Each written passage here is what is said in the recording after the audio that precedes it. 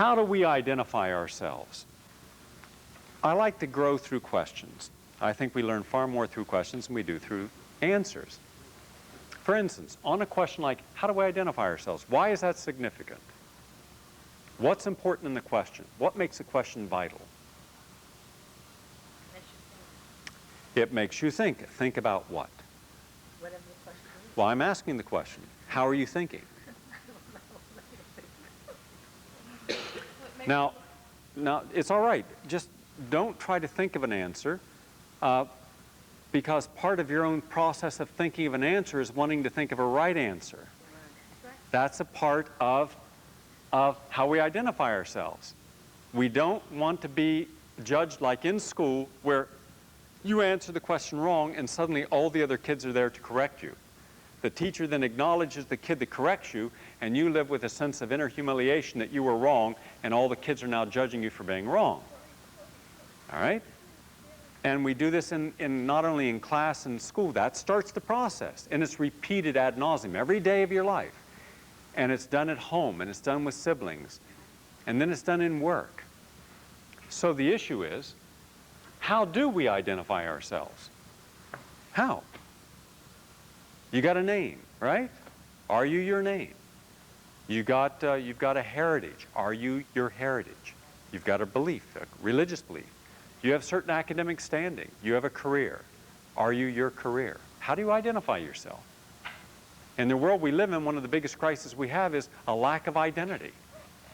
Some people lack such individual identity, they begin to identify with things outside themselves. And look at the consequences. You ever go to a Mets game or Yankees game? Look at the fanatics who dress up like the athletes. They live through the athletes. They lose a sense of their real identity. It's one thing enjoying a sport, that's fine, or participating in a sport. Something else where you have, part of your life is identified with something else. Well, when we begin to identify with too many things outside of ourselves, for each thing we identify with, we can lose a part of ourself in the process. It's one thing to acknowledge that something else out there, someone else is doing something we appreciate or respect or find unique. That can motivate us. Motivation, stimulation, support, that's good. Taking on the identity, that's not. And we are a nation that's learned that copying styles, copying language, copying slogans, copying particular and political ideologies, and copying rituals gives us our identity. And think how many times you've seen people go through rituals because it was a part of their identity. It's how you identify them. But is that the person? Is that what they are? So a simple question has profound implications. Ask yourself, how do you identify yourself? Now, when we begin the thorough process of separating everyone and everything, what happens to our connections and perceptions of others? Let's say you want to get to a point in life where you want to know who you really are, what your purpose is, what's the meaning of your existence, the meaningfulness of existence, the purpose of that meaning, and then how to carry it out is the essence of life. But to do that, one of the first things we have to do is disconnect ourselves from all the things that we thought we were about, but indeed we generally are not. And when you start disconnecting, what do you feel? We've had you answer twice and no one else. Is there something wrong with your brains in here tonight? Have you gone to sleep? You're all having a hypoglycemic reaction? I'd like all, remember, this is not just a lecture. This is an active participation, so I want to hear some feedback. What happens, again, when you start to separate from things that you have believed in? Fear. Fear of what? Fear of the unknown. So we fear the unknown. Are we drawn to the unknown? You bet. We love to watch explorers, right? Because they're going to take us someplace and show us something that we didn't know before. We like Discovery Channel. We like to watch animal films because animals show us stuff that we didn't know about. That's vicarious.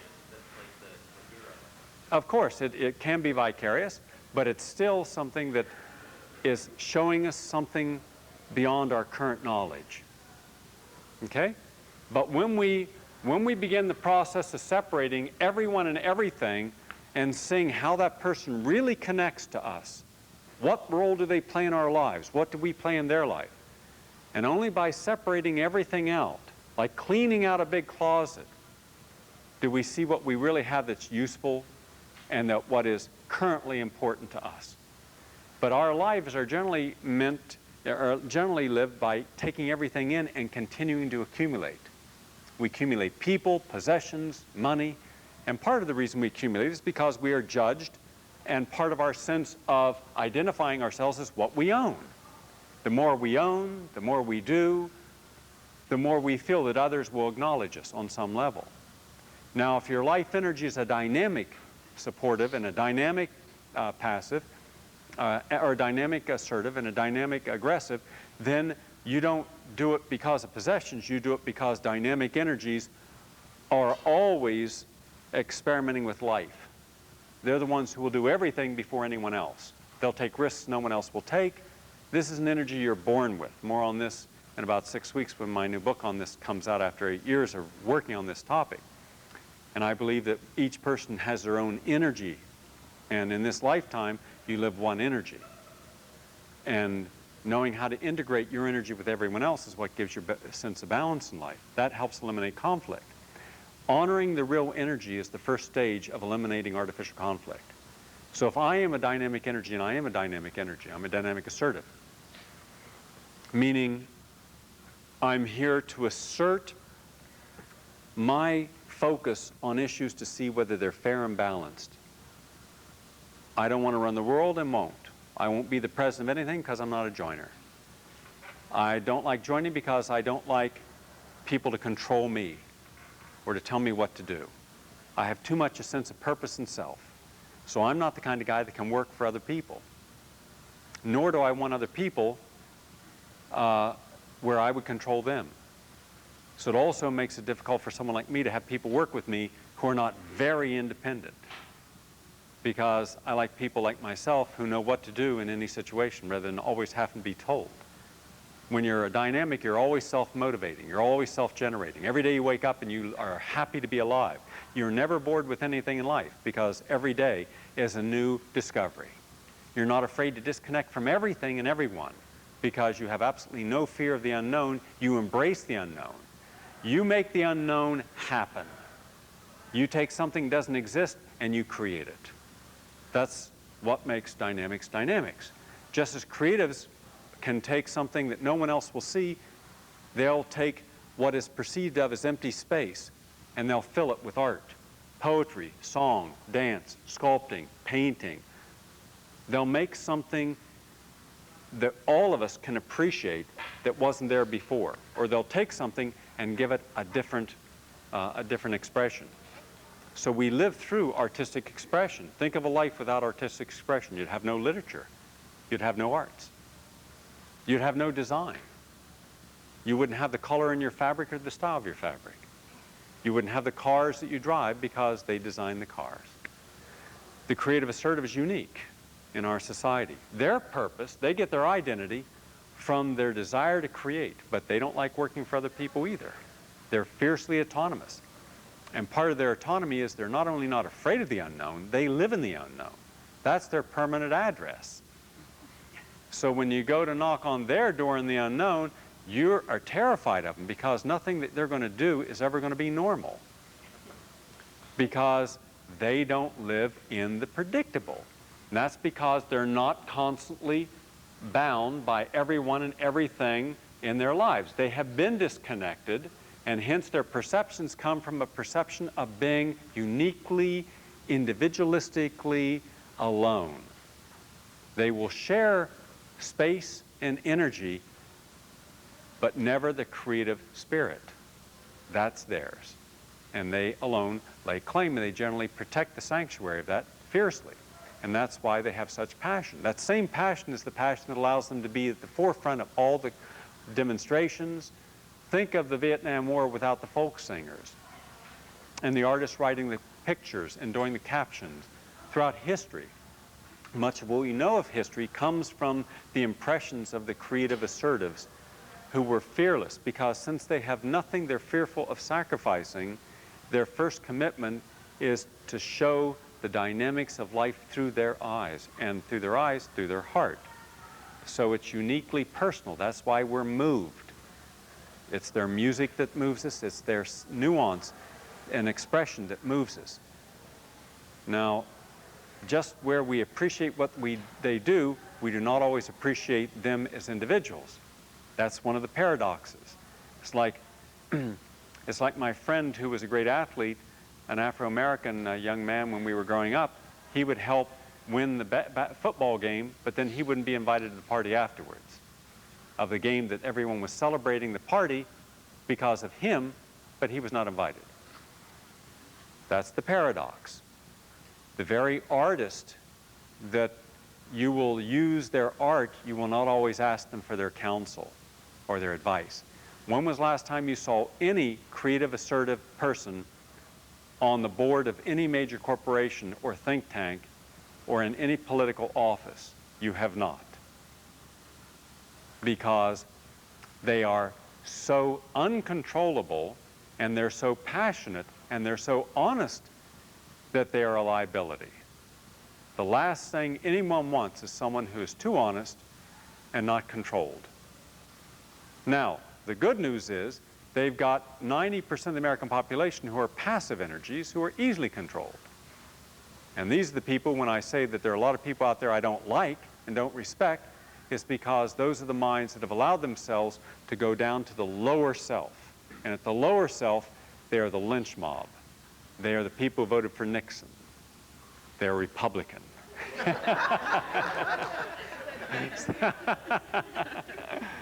So, be very careful. There's never a war they're not happy with. So, but don't be fooled by Democrats, because most of them are today neoconservative anyhow. But you see, these people pride themselves in what they are opposed to, where the artist shows you first what they embrace, and what they embrace is truth. And truth then becomes the way they form their art, and truth in all things. So truth is not something that should be fashionable. Therefore, can you imagine the disrespect we give to artists when we make their art in or out of fashion? We're saying your truth was good for us yesterday, but today we're bored with it. Now go create something else. And then you get artists, and you get artists on their lower end doing something merely for commercial exploitation and careerist opportunity, who will come in and appease the mindset of the masses, create for them. They'll write the sitcoms that are not funny. They'll write the dramas that are boring. They will expose people to that which is a dumbing down process. But they'll then become commercially successful in the process. So other artists that are honoring the higher self see this as a sellout. And then being sensitive and conscientious, it creates a bitterness. And then they start to show part of their bitterness in their work. And much of what we see in the angst of the art is the person that sees the society for not seeing itself as it is. So they're seeing you in a way you do not see yourself, because they have touched the larger reality where all things are known and all answers exist. They take the answers in the picture and they bring it to you and say, take a look at this. This is what you are. And you say, no, no, no, I'm not that. I don't like the way it looks. Don't tell me what I am. I don't want to hear it. And you go back off. We have collective denial, individual denial, we have synergistic denial. So who better than the creative assertive in society to be the ultimate philosopher for telling us change your perception, because otherwise the reality of your lives will never change. So people who are not connected to a real sense of identity can weigh 375 pounds and die of a heart attack on opening day.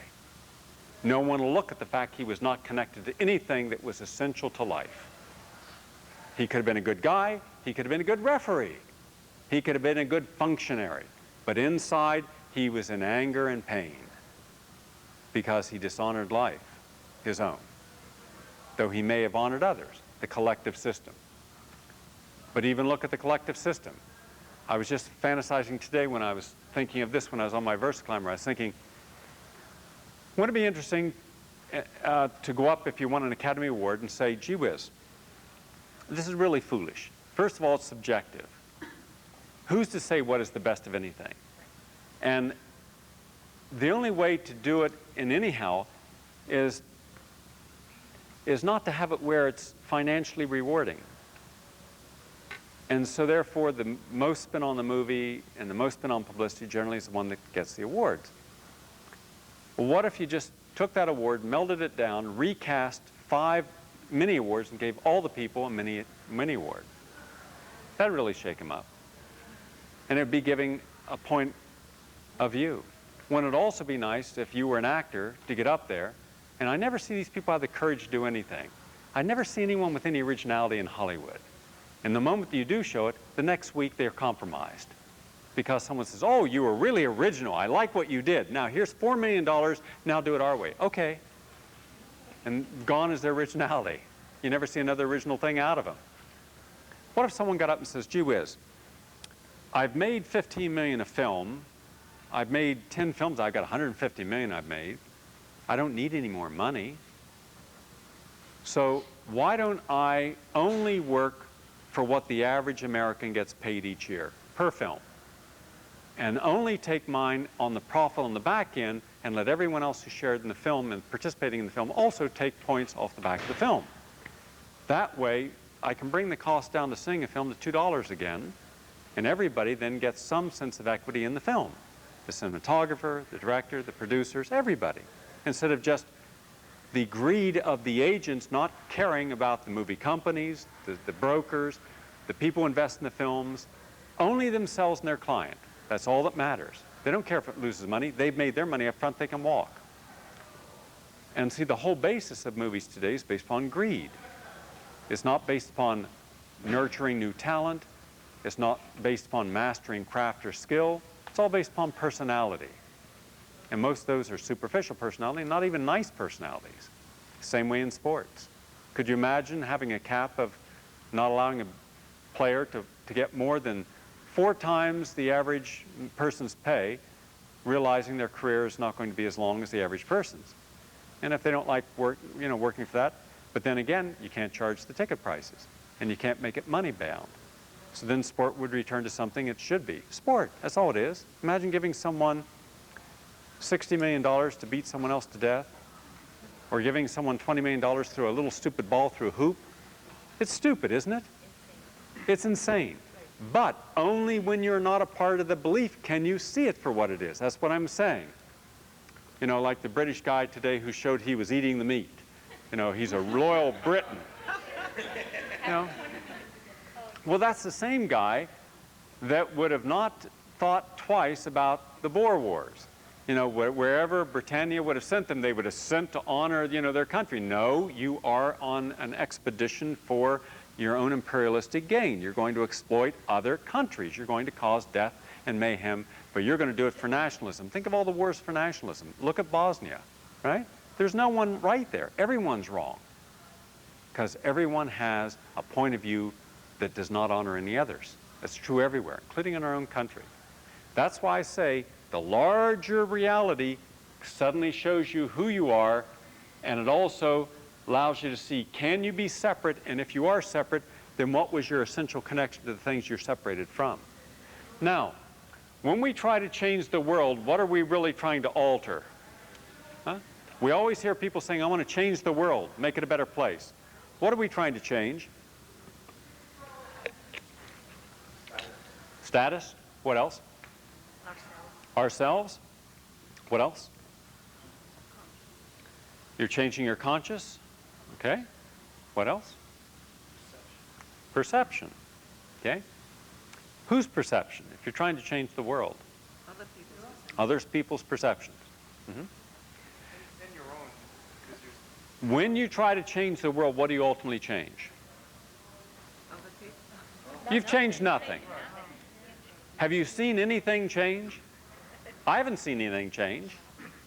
Nothing changes because you try to change it. All that happens is, and I don't try to change the world. There was a time when I thought I could and would. I don't anymore. Instead, I try to change myself. That's all I can do. So as each day, yes? So having a creative, assertive mind, personally, that doesn't even enter my mind. Because I go, if I go into my studio, that becomes the world. Your world, And then it all, goes out. yes, all creative energies, all creative assertives, are intimately connected with the larger reality, the more spiritual reality of life. They don't always use it based upon their conditioning and sense of self, but those who use it properly become an example. Their work becomes an example of a way of looking at something differently. Mind you, nothing ever changes for individuals unless someone first generally does something that shows you that it can change. It's like when Bannister broke the 4-minute mile. It had taken all those years of competitive track and no one could do it, and then within 6 months, 6 other guys did it. Once it was proven it could be done, then everybody could do it. It's the same way. If you show that you can change, your aging process, reverse, premature aging skin and hair, regrow your hair as we've just done in a study, now it shows anybody can do it. But the difference is you can't do it if you're still believing in all these other things. If you're connected in your identities with all these other things, you must have your bacon and eggs, you must, No, you can't do that. You've got to separate yourself, go into the void, and then be motivated by someone else who did it. That's why a couple years ago at the conclusion of the marathon, even this year, it happened again. Midnight, 1 o'clock in the morning, a woman was still out there doing the marathon. This year, a woman was out there 24 hours later still on the course. She didn't have any water. Nobody was helping her. She had to go through traffic. But she did it. Now, could you imagine people who heard it, saw that, and then said, gee whiz, and I didn't think I could do that. Now they suddenly realize someone else as an example can alter their perception. But she wasn't doing that to change the world. See, the key is, if I'm doing something, I'm not doing it to change you. I'm doing it to honor me. As long as I know that what I'm doing is honoring me, then maybe what I become as an example of my higher self can motivate you. You might find some inspiration in it. Motivation. You may find some support in it.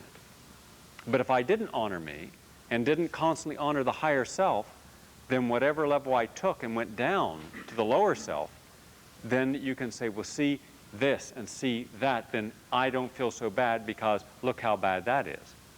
Well, look at most of what we're given in our society. It's bad news, negative, conflict, hate, violence, exploitation, lies, and deceits. That's what most of what comes forward each day. That's the messages we receive. There's, even now in suburbs all over America, there's the phenomena of young female, I'm talking about 10-year, 11-year-old young female violent people. Now, I'm not talking about the ones we would stereotypically assume, like the young black ghetto child or young Hispanic child, that people would arbitrarily say they're the ones who are capable. I'm talking about people in gated, walled, affluent communities. Their sons and daughters today are the single most violent large group in society. They are committing more crimes. They represent a massive, massive, enormous negative energy about to hit us. And you just have to be aware of what's going on out there. Where did it come from? How did a 10-year-old become so violent with no sense of what they're doing? Because someone wasn't paying attention to what that person needed on a spiritual and character level. Someone was living their own life at the lower end. Someone had a nanny paying attention to the child instead of themselves. Someone was buying things for that person instead of giving unqualified time to that child. Someone cared more about themselves and controlling the child than letting the child have a sense that they were okay and enough to be who they are. You don't have something that is so bad come from nothing. but we're not willing to even be honest about where all of our problems are coming from. Now, when we try to change the world, what we're really trying to alter is what we fear most in ourselves that we see in other people and how they act out there. So if we didn't try to change the world, but rather simply tried to be as good as we can be as human beings, then the world will be a better place. Because that's how it works. All right? When people suddenly realize they can be better. When they can be stronger. It takes no strength to be undisciplined. It takes no courage to be fat. It takes no bravery to say, well, you know, I don't want to do that. I'm only going to give a little energy here. I'm only going to do that. I'll never finish anything I start. I'll certainly never do it as high as I could do it. It takes no inner dynamic to always be lazy with our inner motives. That's just what you've done your whole life. It takes courage to be different. I'm always seeing people who try and they never get better because I know what they're doing. I've seen it a million times. The moment they hit their discomfort level, they back off. Well, not too fast. Well, not all at once. That's a game. And they lose. They always lose. And then what do? They get angry because the inner voice is saying, you did it again. You disappointed me again. And then, not wanting to acknowledge their own self-disappointment, they start blaming the conditions around them. Well, look, I'd be happier if I had some money. I don't have enough money. Christ, I don't have enough money. How am I supposed to be happy? I don't have money. Can you be happy without money? Who can be happy without money? You mean that's all that it is? You just need more money to be happy? To be a nice guy, you just need more money? Huh? Is that it? Is it about money? Is it? No, of course not. Of course it's not.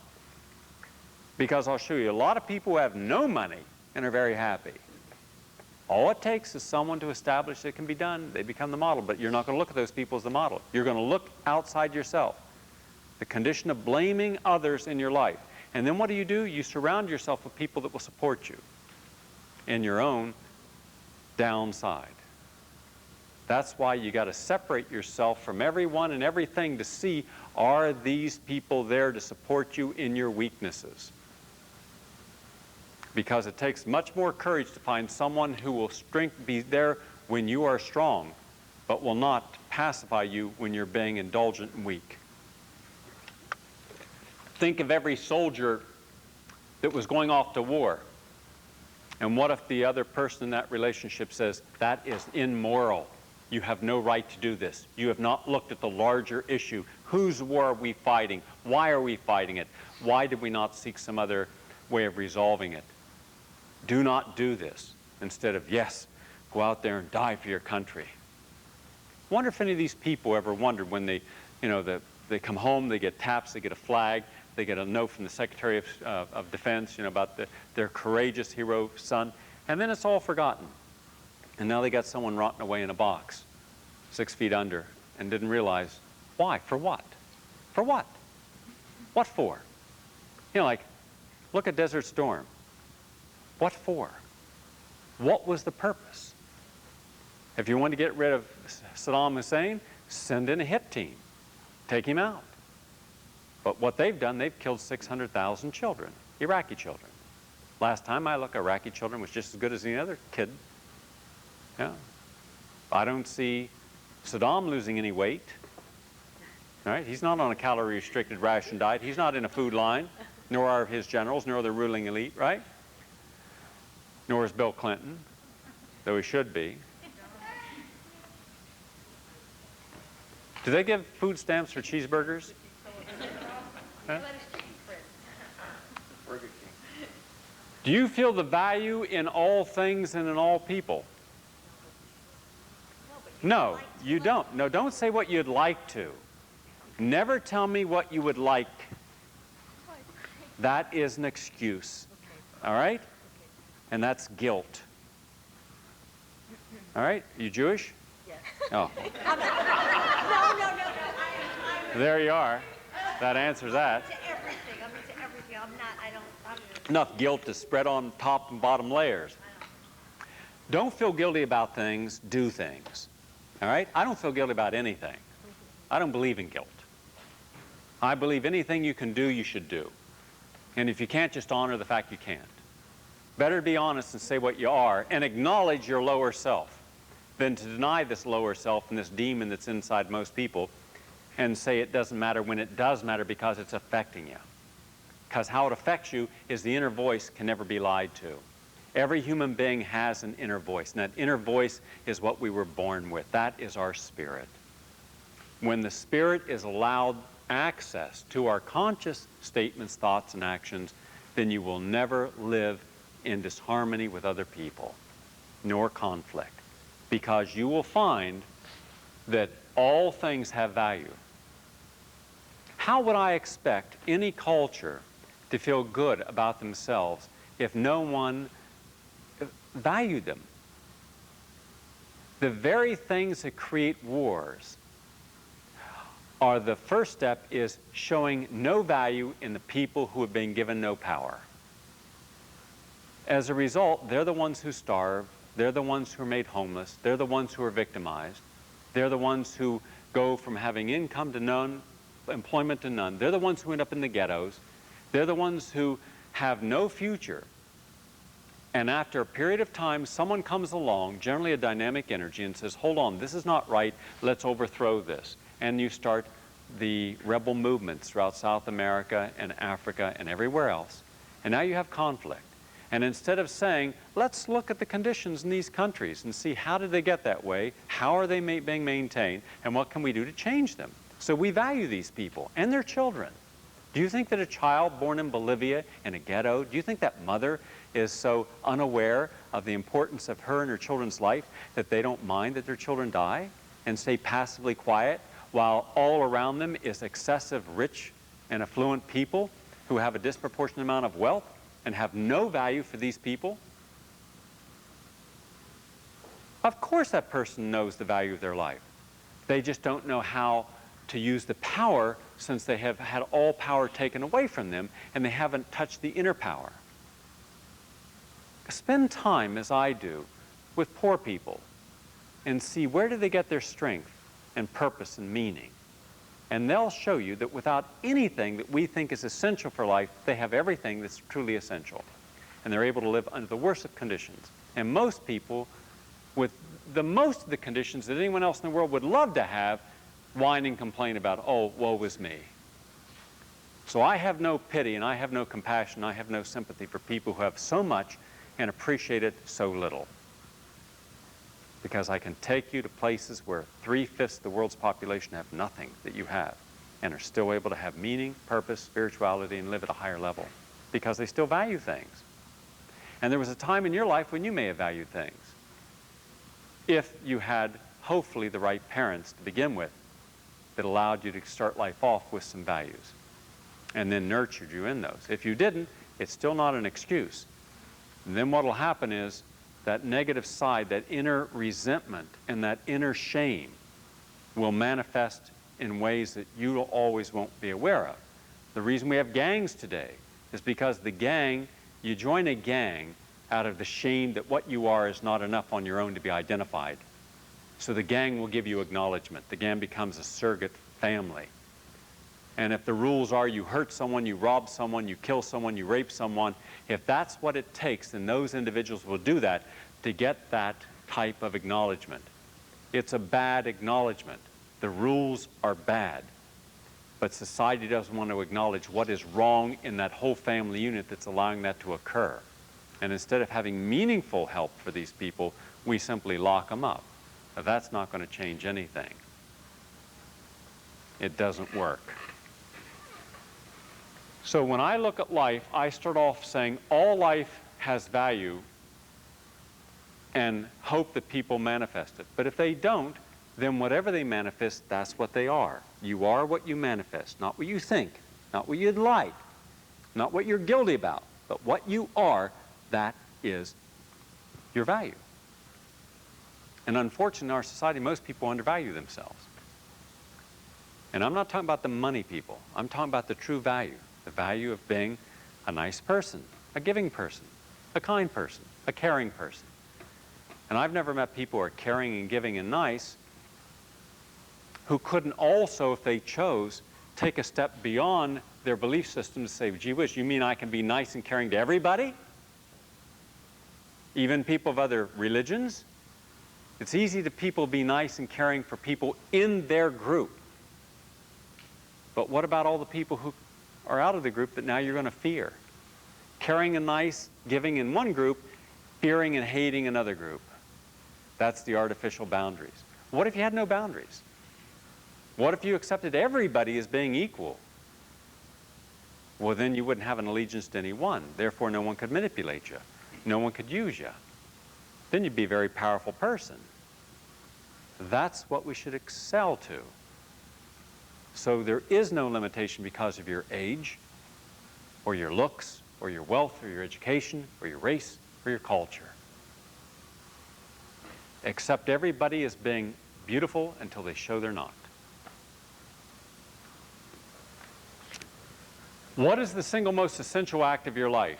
Changing the world or changing your perceptions? Changing your perceptions. Because when you change your perceptions, you change your reality. You see, I can't change anybody out there. I can't make the mugger stop mugging, and I can't cause a warmonger to stop. I can't make a manufacturer of landmines that are intended only to destroy and harm people not produce those. Nor can I ask someone who works in a factory that makes those to stop working there simply because it provides a livelihood, but is taking a life for them to have a livelihood. 10,000 lives a year, minimum, are damaged or destroyed so someone can make a living. That's a very negative karma that person is taking on themselves. But what I can do is change my perception. And by changing my perception, I see things differently. Isn't it interesting? I never understood why prostitution should be illegal. Do you know why it should be illegal? Should it be legal? Yeah, it should be legal. Should be legal. Yes. Why do you think it should be legal? Sometimes it isn't. Right. Because first of all, I think they should have tests, and they should be able to have them healthy. You don't think it should They're be making legal? a All right. living. They're No. making a living. They're doing Why shouldn't it be legal? It's freedom. If you want to do it, it's up to you. Who is to say what you should do? So you think it should not be legal? It should not be legal. Should not, it should be illegal. It should be legal. Oh, so it should be legal. So it's your body, you should have a right to do with it what you want. Exactly. Okay. They allow pornography is legal. You're allowed to pay some people to have sex on the screen. That's perfectly legal. To get money to have sex on videotape to be sold, that's legal. A woman or a guy can get paid to have sex or whatever. But off the screen, it's not legal. That's ironic. That's Yeah, why crazy. is it? Of course, but Crazy. life is made of ironies. No, it's crazy. It's insane. People don't realize how insane the world is. It's scary. It's insane. You're just saying it's not. When was the last time you masturbated? Be honest. You're getting a little intense on us. Just relax. Go in the other room, do it, and come back.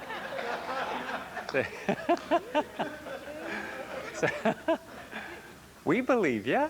We believe. Now, you see, when gambling by specific groups that had position and power wanted to condemn people based upon their limited religious views, they dictated everyone else should subscribe to their views, so they made gambling illegal, right? Of course, it didn't stop, but then when others saw that they could make money for the state and hence pay for things, they made it legal. Now think of all the people that went to jail, had their reputations ruined and their lives ruined because they were caught doing something illegal that now is legal. Well, they made a moral decision on it when they wanted to make it illegal, but they didn't turn around and reverse the moral decision when they made it legal. So now people gamble with a certain sense of intrepidation. They're doing something legal, but is it right? It's kind of stupid. I believe in legalizing prostitution because A, it honors the woman by allowing her not to be under the influence of a pimp and hence abused. It allows women who want an opportunity to have counseling, get counseling. They're not going to get it if they're illegal. It allows women who are using drugs, who have been abused and have been harmed and are doing it out of, especially the street prostitutes, who are doing it out of utter contempt for life, who hate the sex act itself, and generally don't like men in the process, who've generally been sexually abused. It allows them an opportunity not to be into that paradigm and to recover if they choose to. It also stops the spread of venereal disease because then you have a way of maintaining a check. Because otherwise, now here's the irony, the very orthodox religious people who condemn prostitution and want it banned and made illegal are the very ones supporting it and taking the venereal diseases back into their home and contaminating their suburbs. You want to know how many religious people, Orthodox people, ultra-Orthodox people I have counseled who have HIV, who have had major non-easily treatable sexually contracted diseases and don't know what to do? They would rather die and let it be thought that they died of cancer than AIDS because of the taint that would have on them. And when I ask, why did you go to a prostitute? Why didn't you go to why didn't you go to a brothel at least? Or why didn't you go to a call girl? Why did you go to a street prostitute? Someone that you knew had to be shooting drugs and infected with everything. Huh? What was their answer? You have to understand, a person who is engaging in something that they know is illicit and what they fear most, they will actualize. If they really wanted to respect their own sexuality, they would do so openly, and they would do it honestly. But we're in a society that has no idea in the world what sex is about. So as a result, we repress that which is most natural in us. And then we look for other outside signs of how others are expressing some form of sexual openness. Then first we're drawn to it, titillated by it, then we condemn it. Remember, generally people will condemn so harshly what they ultimately fear in themselves. But if you were honest that everyone has the capacity for every action and its opposite, then we are always both saints and sinners. We're always positive and negative. We have both dynamics always present. The healthy person acknowledges that. So when a negative thought or a fatalistic thought or something comes into your mind, you acknowledge it. You just don't act on it. But the person who wants to show you that they are fervent believers in something will say they believe in nothing except that which they were conditioned to believe in, their own orthodoxy, political, economic, religious, nutritional. And in point of fact, what they will do is they will generally harbor the fear that the lower self that they have repressed and denied, and which they assume is disguised, but you can see it in people, you can see it in their attitudes and their actions, that they will manifest it. So what they fear the most, they will almost always manifest, but they do it in a way of self-loathing. Do you think for a moment that the man who goes or woman who goes to see a street prostitute has a sense of self-love? No, I don't think they're even religious. Well, they practice a religion that does not make them religious. The fact that you go in, I said it today on the show, when someone says that that is the house of God, excuse me, I wasn't aware that he built a house. All right? I thought God was everywhere. All right? I thought you took him with you in your spirit. Didn't know you had to go to a special place. But you need to go to a special place based upon your beliefs. A person that really loves themselves will love their own sexuality. Therefore, they will select the people and places to engage that honors that, not depreciates it. And that's why you never read about call girls, many of whom enjoy the sex, but you read about prostitutes who hate the sex. And big difference. And I did an interview of almost 500 for a documentary and several years ago, and it was right down the line. Hate, self-hate, self-hate, self-hate, self-destructive, and the other one, enjoy it, opportunity, and using something they enjoyed, and an opportunity. Two different dynamics, but society never focuses on that because it's in the wrong message. Oh, you mean I can enjoy something? When was the last time you heard anyone say, I enjoy sex? And no, you don't. You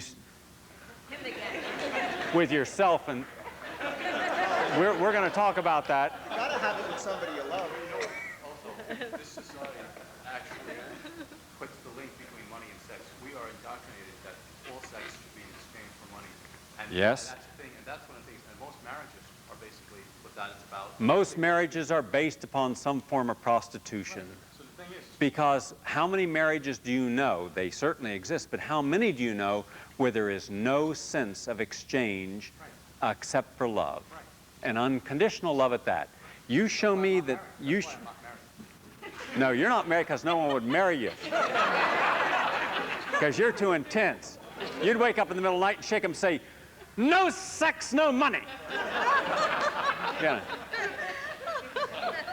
Now, watch. You go out tonight and go down 42nd Street Afton Avenue. You're not coming back to another lecture. You just have to change his perception. The whole idea, and I agree with you. I do not like the idea that when people in our society become very opportunistic, they look for anything and any excuse to make money off someone else. You see the high litigation levels, millions of lawsuits, frivolous lawsuits, just because a person wants to get money. So, and you see in relationships, people constantly badgering about who owns what. And it's unfortunate that people don't understand that there's a purpose to a relationship beyond just possessions. And there's more to a relationship than getting possessions. How many times have we seen people started off with a sense of wonderment, excitement, exploration, and joy of being with someone, and a year later they're working on careers to get things without enjoying each other. The wonderment, the joy, the love, the affection, the sharing, that's gone. Now they're working on a condo, or they're working on the house, or they're working on something else. So the relationship becomes a convenience of what they're going to work together to possess. And then that's not a real relationship anymore. That's using each other. That's a codependency. And that's unfortunate, but that's a lot of relationships in our society. You end all the relationships tomorrow that are not based upon unconditional love, see how many you have left. But that's just one of the things. You know, isn't it interesting that you can go out and kill yourself with alcohol, but we don't have legalized prostitution? Foolish. Smoking the same way. You know, we let you kill yourself with a lot of things that cause death. But we don't want you to have too much pleasure. Because that's the policy of who controls society and what their views are of how we should live.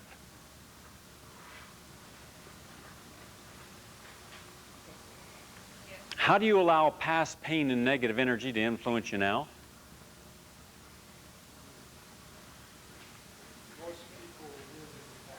Most people live in their pain. They wallow in it. They carry it around like a merit badge on their chest.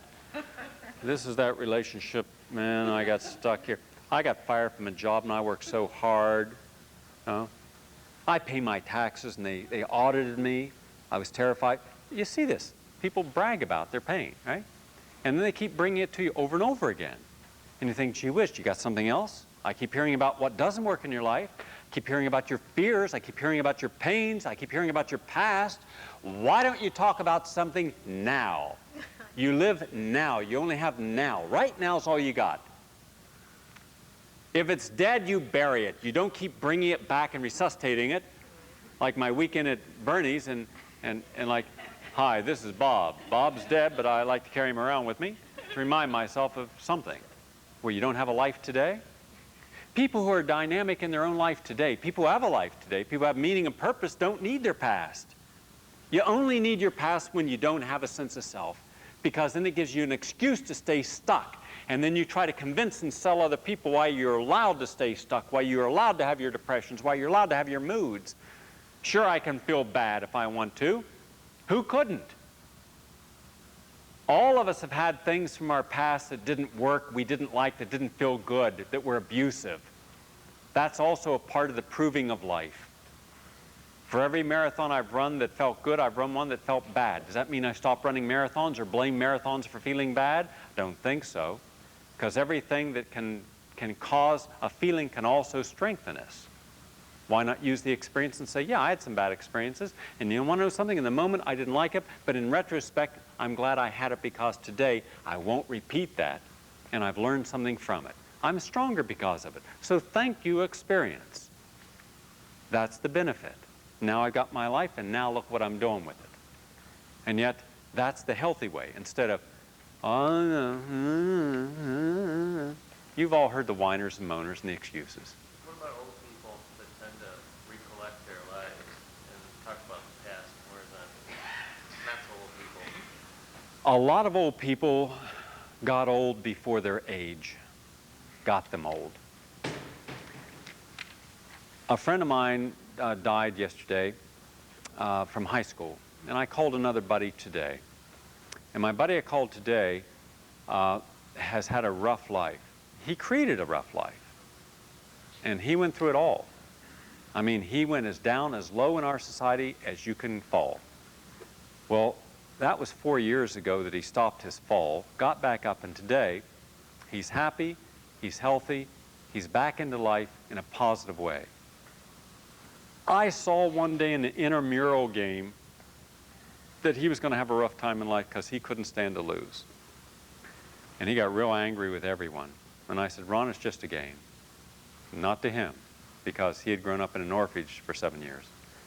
And he never felt that he was enough. So he has to always overcompensate. One of the guys that was our buddy, the week before graduation, took me out for a drive. This is the guy that died. And the whole time he was talking about just negative things. And that's not the way you talked when I was growing up, right? It was always the future and always something positive. And I said, Keith, what's so wrong? He said, well, Gary, the likelihood is you're going to leave this place. I said, yeah, you're right, I'm leaving. He said, well, I'm not. I said, well, why not? He said, well, my family's here and I'm just not going to leave. And he said, I know what my life's going to be like, and I just don't like it. I look at my dad, look at my family, and I don't like the way they've lived. And I said, yeah, but that's assuming that you can't change something. You can go out, but he didn't. At least he was honest about what he was fearing, and he knew what he was expecting. So when he died, he hadn't lived. He stopped, along with most of the people I know, living the last day of high school or the last day of college. Everything after that was just a routine. Most of the people, as they age, if they're engaged in life, continue to live life as if tomorrow is a more exciting day than today. So they're not going to be recollecting things in the past. If a person has lived based upon everyone else's notions, never really honored their own life, just was a nice, obedient person, put in their time, did their 20 years, their civil service, those people have nothing for the future except death. So they try to recount those things that were meaningful. So they'll go back even to high school, where they still had a sense of wonderment, where there was still a chance to do something unique, where they still had the courage to challenge authority, or in college, or the few times earlier in their relationships where there was some sense of purpose. And that's what they'll talk about. They generally don't talk about anything newer than that unless it's about aches and pains or problems. Then they start to blame why they feel the way they do upon the world around them, and that things would have been different if. When someone tells you well, I'd be different if, then you know that that's just an excuse. But I can take you to places in this country and around the world where older people never talk about their old days unless they're counseling and guiding children, which they should be, because they had the compassion, they had the patience, and they also have more than what many parents do. They have the capacity to allow a child to have a greater range of motion in their own development without boxing them in. They are once removed from the child, therefore they're not dictating to the child, they're guiding the child. And it's always easier to guide than dictate. And as a result, they're willing to give more time and attention to the child, and they have a whole lifetime perspective of knowing what a child could do if it's given a chance to develop properly. So I think that we underutilize grossly our senior citizens in our society. We dump them off, and we shouldn't. But they dump themselves first because they don't keep growing. But those that do keep growing keep having wonderful lives. Now, if you gave up all denial, what would change? What would change if you gave up denial? What would change? Tension levels. What else?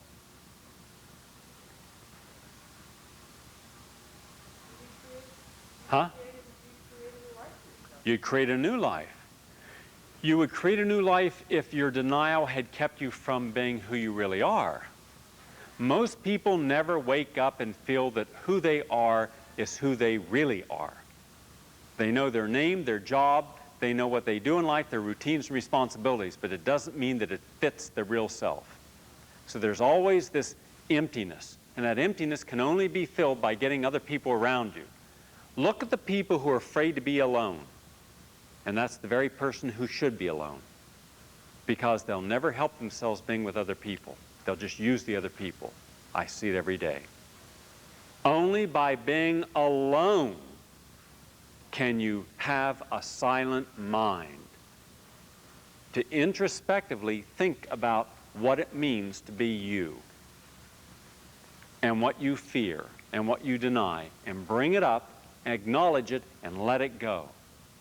Once you let it go by acknowledging it, you're free then to be who you need to be as a human being, not who you were told to be or who you've lived to be. And then the people you will have in your life, you'll have them in unconditionally. And no relationship will ever take precedent over self. We have made the mad mistake in our society of making the high point of our adult life a relationship. And I find that for most energies that's very unhealthy. It's one thing to relate to people, with people, to share with people. That's normal, that's human, that's important. But you should never be your relationship. Because what happens is then you cannot differentiate self from relationship. You never have a sense of being a complete and whole person. You're always attached at the psyche with someone else.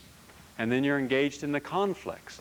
Then your mind must be coincided with the other mind to create some harmony before you do anything. Everything must be a decision of mutuality. So there's never any space that's really your own. You're always coexisting. And we don't honor the sanctuary of our inner being. Well, how are you going to grow? How are you going to give yourself time if everything you got to do is explain to someone else and then expect them to give acknowledgement and support back? Well, then you're going to avoid anything that you know is going to cause conflict in the other person. Then even your communication's not honest. Because most people do not communicate honestly about what really concerns them in relationships because they know that if they did so, that might jeopardize the relationship. So holding on the relationship, which at least gives them companionship, becomes more essential than being honest about what really bothers them and how they want to grow. The only person you should be really relating to is one that is growing in their own life so you can at least grow together. And the relationships that generally stay together longer are where both people are stagnating together. Because just out of their insecurity of stagnating alone, they'd rather stagnate with someone else. Rather than, and trust me, you'll know you're in the wrong relationship when what most you hear are complaints. That is the wrong relationship. That does not honor self. People use each other. I had someone today who called me, who I haven't spoken to in about a year. The person's got a health problem. They called me. This person says, oh, well, Gary, you know, I want to see you. Remember, we go way back. I said, yeah. I need to come over and see you. I said, no. No? Why not? Well, because we have nothing to share. And if you want my help, as a stranger, you've got to get in line behind all the terminally ill people that I do see, and they come first. They're strangers too, but that's my priority. The fact that we spend time together, the fact we spend intimacies together means nothing. It's what we are today. To call me after years of not speaking because you have a problem, that doesn't honor me. That just shows that in desperation you look for the person to help you. And that's what we do as a society. We use people. We use people in ways that is convenient for us, when that's how we generally use people in our relationships. But that's not healthy. I wouldn't allow a relationship where what a person did was whine and moan and complain and talk about the problems. If you've got a problem, fine. Resolve it. And how do you resolve it? Change your perception. That changes the problem. If you're not willing to change your perception and live by a new perception, then you're not honoring yourself, which means you cannot honor the relationship. It's just a dumping ground. Well, how much crap do you want dumped into your psyche before you say enough? In our society, we're told that we're better if we can tolerate a lot of abuse. Well, excuse me, but I don't believe that. I believe it takes a lot more courage and strength and spirituality to say to someone, look, you want to share with me, you get your act together. And if you can't live each day in a way that honors life and me, then I cannot share that time and space with you, because it's only going to interfere with what I got to do with myself. My first relationship is always with me. What I have left over, I will share with you. But look at relationships. They're atrocious. They're an abomination. Whining, moaning, complaining, blaming, arguments. Who needs that crap? People who are the living dead. Dead man walking? That shouldn't be someone on death row. That should be most Americans. A lot of people. A lot of people. I wouldn't treat anyone as a human any less than I would treat a rose. What would you do for a rose each day? Give it the sunlight, the positive energy, and what it needs for growth. Why wouldn't you do the same thing with a human being? Give them love of spirit, unconditional acceptance, and a sense of care. And when you do that with people who are ascending and honoring their spiritual self, then you've got two spirits sharing the higher consciousness. That's a positive relationship. But you see so few of these, we think they're not capable. We think they're an anomaly. Not true. It's how we condition the relationship, because most relationships are created because the person gets their identity through the relationship. Think how many times you see in the paper, Catholic women only, Catholic men only, Jewish men only, Jewish women only, you know, Muslim men only. That's part of the identity. What about a human being that you could associate with that wasn't any of those? Well, I have to reject it. Educated only. What if a person's uneducated? Or uneducated only? What if a person's educated? White only, black only. Why? Why? Because of social taboos, because of society? Then your relationship is greater honoring society than yourself. And that's sick. We have a very, very depraved, sick society. And you're not going to change society by changing yourself to be accepted by it. There comes a time when you got to have some courage in your life to stand up and say, I don't like what you are. What you are is not nice. You're a murderer. You're an anti-Semite. You're a racist. You represent everything that's deadly and bad about life. And the fact that you mow your lawn and pay your taxes and go to church doesn't mean anything. It's what you are. Those are all rituals. Hitler petted his dog. So what? All right? What are you? It's what you are and how you manifest. I don't have a lot of support for people who pride themselves in their being a part of a collective consciousness. Well, I'm Democrat. We vote Democrat every year. Why? Why not vote for what is right and who's right? That's that mind. And I want that mind controlling my life, telling me what to believe in? No, thank you. That's a person that believes in the basic four food group and won't go to see an alternative therapist, because if the doctor says there's no chance, they'll go die rather than be cured with alternative therapies. That's a person that if you tell them you're a vegetarian will think that you're strange and bizarre and reject you and denigrate you. That's the person that if you told them anything that would allow them a chance to grow, but would also cause them risk in the growth of changing their identity and perception, they would rather see you dead. We live in a very lethal time, and it's becoming more lethal. All the more reason to accelerate your own growth so you can better understand the crisis around you so you don't become engulfed in it. Look, many of us are self-employed. You don't see us sitting around complaining about how bad things are. We go out and do something about it because we trust in ourselves.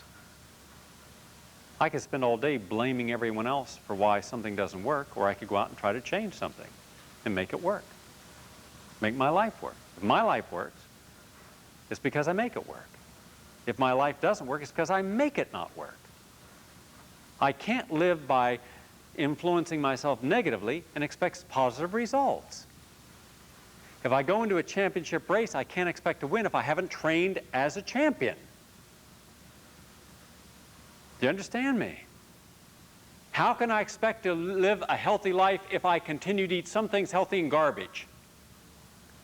How can I expect to keep a fit body if I don't want to stop eating because I'm so used to eating? I got to eat everything. Blah, blah, blah. Well, my culture. How can I expect it? Isn't it rather schizophrenic that I'm expecting one thing here and doing this here? Well, which am I honoring? I'm honoring what I do. My expectations become secondary. It's what you do. But when what you do is also what you expect, then you have a unison between spiritual self and conscious self. No conflict. You eliminate the conflict when you unify the two. Then I'm integrated with all life. Therefore, it wouldn't matter to me if you were a Muslim, or black or white, or old or young, or rich or poor, educated or not. Wouldn't matter. It's insignificant. What's it significant for? It's what you are as a human being. Right? After all, if you're black, you're not sharing your blackness. I don't see anything unique about being black, or Indian, or Chinese, or rich or poor. What's so unique about it? What's unique is what you are as a person, as a spirit. Now that's what makes you unique. But we make these other superficial things our presence. And then we ritualize it. And then we go out of our way to protect that. Very few people are just universalist thinkers, you know? They're just connected to everything. Everyone, everywhere, any place, any time, they're in balance. You can't shake them. They're always in the rhythm of life. And that's the person that doesn't engage in artificial conflict and blame. Just remember, when you start to blame, you've already taken the low position. All right, we got time for a few more here. So when you give up denial, what you've got in the absence of denial is only positive. Everything's going to happen. Yes? When you say denial, what do you mean? Let's say that you're 45 years old and you're in a crisis about your life. You haven't achieved what you thought you should have had at this point, or what you have achieved you no longer have. That's, by the way, a lot of Americans. You felt that you should have at this point been entitled like your father was at 45, to have a home, to have a family, or to have land, or have something that makes them a sense of gratification with life. So you're unhappy about where you are in your life. And you're in denial that you created that. You'd like to blame everyone else for being a part of that. IBM laid you off. They're to blame. Well, you should have known all along that IBM was in crisis, and you should have known that you should have been re-educating yourself, going to night school, taking extra classes, learning new avocation. But you were lazy. You'd rather go home and watch television and complain about what things are. You'd rather indulge yourself in your pleasures. You didn't want to go through any more of that hard stuff. You didn't want to go through your comfort zone anymore. You didn't want to re-educate. Your brain cells hadn't been to a class in a long time. You find it difficult even to read a book at one sitting. It takes you a month to read a book. You're impatient with everything. You're quick to judge everything. You're critical of everything. That's all a process of denial. Okay? Yeah. All people are merely passages in our journey. This is something I thought of. This was the last thought I had today. I like this. Because I view people as passages in our journey. All were meant to assist us. That's an important statement. Because historically, we've all said that we are all in a passage. But I say people are passages. Now, that changes in how we think of other people. You mean passageways? Yes. That when I talk about all people are merely passages, that we're passing through people. But each person we pass through becomes a point in time that we can learn and experience, to grow and to absorb. And in that acknowledgement that that person is there as a passage for us, the passage can be one that elevates us, to enlightens us, to stimulate us. Not all passages, however, have to be positive in the moment. Some of those passages can be negative. Many of the times we'll select people in our lives that we intuitively know are not right for us. There's something there that we feel we need. Even that negative influence in that moment can be something that still be positive after we view it. Think of the things that have strengthened you. Think of the deaths in your family. Think of the jobs crisis. Think of the losses you've had. Think of the fears you've had, but you've overcome them. When you look at all the things you've overcome in life, you've really done a lot. Give yourself a pat in the back. Give yourself some credit. You survived. So what hasn't killed you has strengthened you. So instead of complaining about all those people and all those things, as we tend to do, why not acknowledge that they were important in our life? When I think back when I was on picket lines, you know, and protesting the war and being yelled at, and all the people, the hard hats would come out and fight us. And it was rough, and I didn't like how it felt in the moment. And I didn't understand why the media didn't understand us. And I didn't understand why the American public weren't outraged by it. Why they could sit passively by when those of us who were doing things that were in their best interest, they weren't even acknowledging. It's tough when people that you're doing something for hate you for doing it for them. That's one of the hardest lessons in life. Do you have any idea how many times you have done something, said something to help other people, and they've hated you for doing that? And yet you weren't doing it because you were unhealthy. You were doing it to share your sense of health for them, and they hated you for it. That is a passage that was meant to teach you something. So therefore, even the people who were angry at us, who hated us, who did not acknowledge or honor us, still were there to teach us. So if you take every passage as a teaching experience, then there are ultimately no really bad teaching experiences. They're ones we can grow from. Yeah? So we're stronger, wiser, more knowledgeable. Now view that, and that rather than just people are people.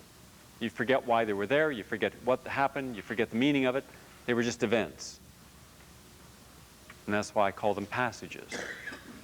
And some people leave us feeling wonderful. Some people touch our souls.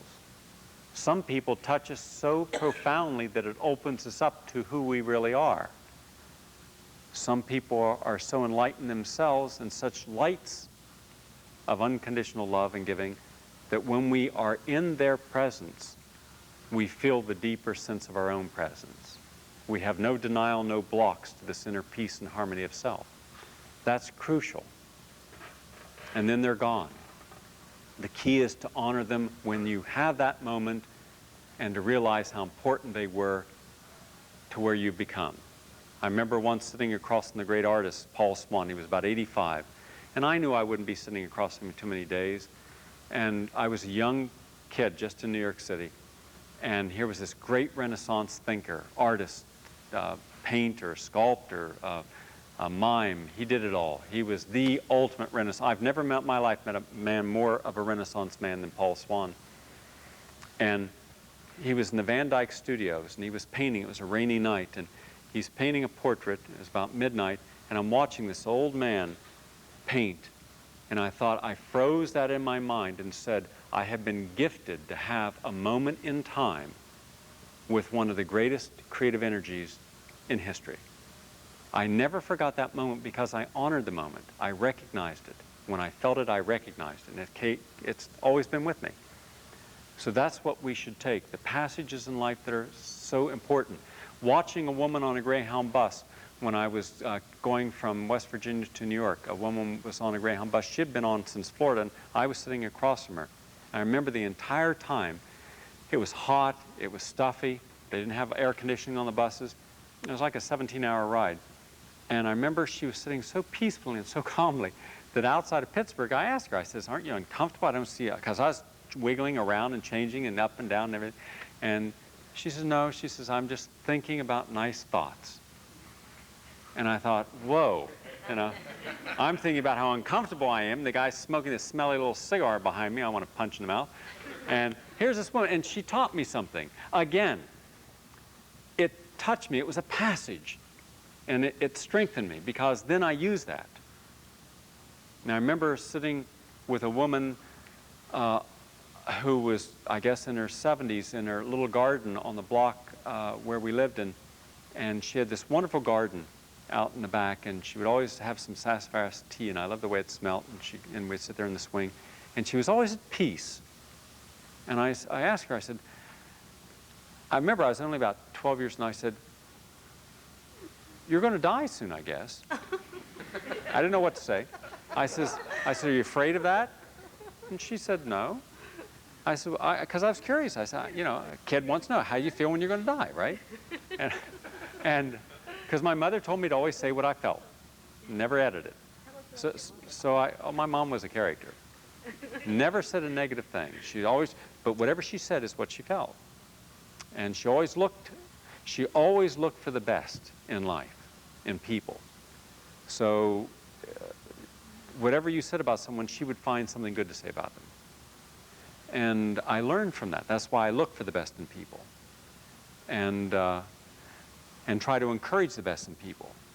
You can't make someone what they're not, but at least you can show that you're willing to accept that part of them they haven't actualized themselves. That's why I counseled convicts, ex-convicts, and I counseled Fortune Society and Phoenix House people for years when I came to New York, because I wanted to take the people society had rejected who had low self-esteem and show them that there was a better self within them. The bad self, the self they acknowledged by committing a crime was there, yes. And it's in every person. Everybody can commit a crime. But also the positive self. They just hadn't acknowledged it. And that's what we don't always appreciate. All of us could do something positive or negative. No one is inherently positive, nor negative. It's the choices we make, and that unconditional bonding early in life is what will create the choices frequently, and then what we honor ourselves. And I want to get one last point in. What did the lady say to you? She said, the lady said that she was not afraid of death because she had never been afraid of life. And she had always lived with a sense of purpose of life, and that was simply to be a happy person. And I never met her when she was not able to be happy. And those were choices. And everything that she emanated, you felt around her. When you were around her, you felt this peace and joy and love. And you saw how she tended her garden and how she would take flowers and take them to all the neighbors and cut them. That's what she did. And those are the simple things of life. And that's why when people say, oh, they don't have enough money for this, they don't have that. And I think of how simple life can be and the simple pleasures. We forget about the simple pleasures until we're given an environment where we can enjoy the simple pleasures. Then we're remembered again. And she was about 80 at that time. And she lived about 5 more years. And but she was never depressed. There was never a sense of fatalism. And yet today I see people by the age of 30, they're already starting a fatalistic thought process that they haven't achieved enough. Where are they now? They're 40, they're 50 years old. What have they got to show for their life? You got a lot to show if you're willing to acknowledge it. But if you're only willing to acknowledge what you don't have, a lot of the materialistic things, then you could call yourself a failure. But that would be a false sense of standards to measure it by. And lastly, when you look at your mother, think of a child that's born with no concept of self for the first year of life. Until they push themselves away from the mother, they are the mother. The mother gave them birth, and then the mother's milk, the mother's nurturing. So the child takes the energy of the mother. And that's why it's so important that we should start focusing on what it means to have a child. Because when the mother has a sense of joy and love for herself and for what she has created, then her energy is going to be balanced and it'll be unconditional love. All those thoughts emanate from the mother into the baby. The baby simply becomes the manifestation of what the mother is, since it has no consciousness and no sense of purpose or meaning beyond what the mother gives it. So mother and baby are literally one. And that's why when the child is given that sense of joy and consciousness, it can go on to develop without having fears. But if the mother is uncertain that she wants to have the child, that sends an immediate psychic energy into this child that is not wanted. There is a question that can traumatize the psychic energy of the child for life. If the mother argues, fights, is in contempt of herself, if she drinks or smokes or takes drugs, if she's living on her lower energy, the baby becomes traumatized. Even if not abused physically, it is emotionally and spiritually traumatized. Those are almost always the children that grow up either completely under-actualizing self or exaggerating what they do to show that they deserve some attention. They almost never grow up normal. And it's one of the most unrecognized causes of problems in our society.